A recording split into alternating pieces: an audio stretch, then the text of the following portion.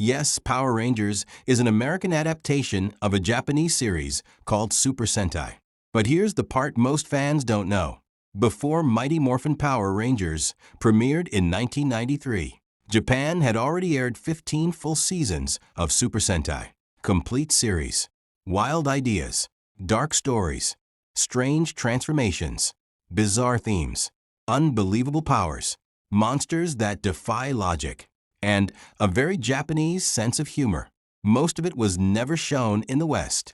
In this video, we're diving into those forgotten seasons, the shows that built the foundation of the Power Rangers universe, and the ideas that were too strange, too dark, or too different for American television. Get ready to be surprised. And if you're a tokusatsu fan, don't forget to like the video and subscribe. We've already crossed 1,000 subscribers. Thank you so much for the support. Now, let's go back to where it all began.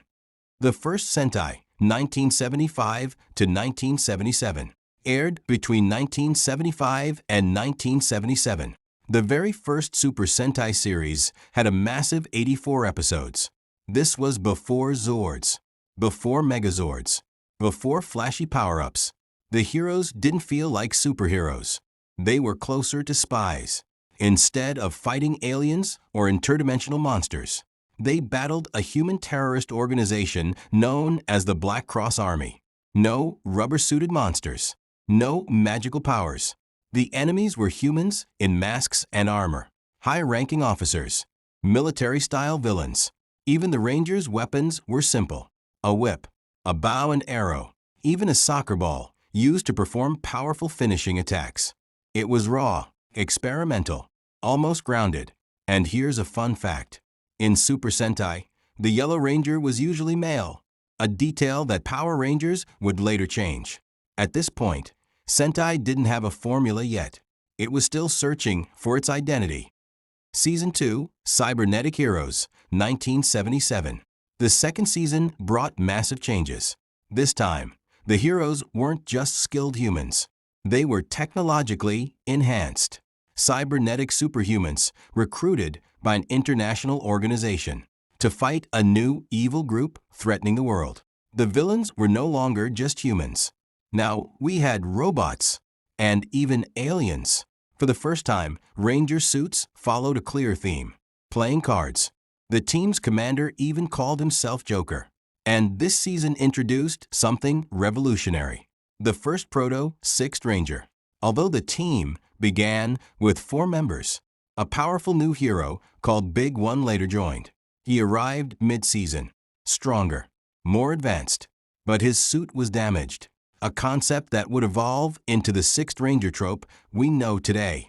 This season also introduced a shared universe, featuring a crossover with the previous Rangers, and even Kamen Rider, another legendary Japanese franchise. Ironically, despite all these ideas, this season was considered a failure. Super Sentai was almost cancelled. Season 3, The First Giant Robot, 1979. Then came the turning point. Season 3 introduced something that would change everything: giant monsters. When the Rangers were overwhelmed, they called upon a massive mechanical warrior. This was the first giant robot in Super Sentai history. It didn't combine. It wasn't a Megazord, but it was huge, powerful, and unforgettable. The Rangers themselves were themed around different countries, each representing a nation of the world. The tone was darker. Characters died. Battles felt brutal. Super Sentai began to feel less like a kid's show and more like an action movie. Season 4, Alien Origins, 1980. In the 4th season, the villains were no longer from Earth. They were aliens. For the first time, it was revealed that the Rangers' powers came from an extraterrestrial civilization. That civilization had already been destroyed. Earth was next. A robotic talking dog, an advanced alien machine, served as the team's mentor and commander. The Rangers themselves were descendants of alien survivors who had escaped to Earth generations earlier. Meaning, for the first time in Sentai history, the heroes were part alien. This season also introduced a new robot. Unlike before, This one could transform and combine multiple parts. The Megazord concept was almost complete.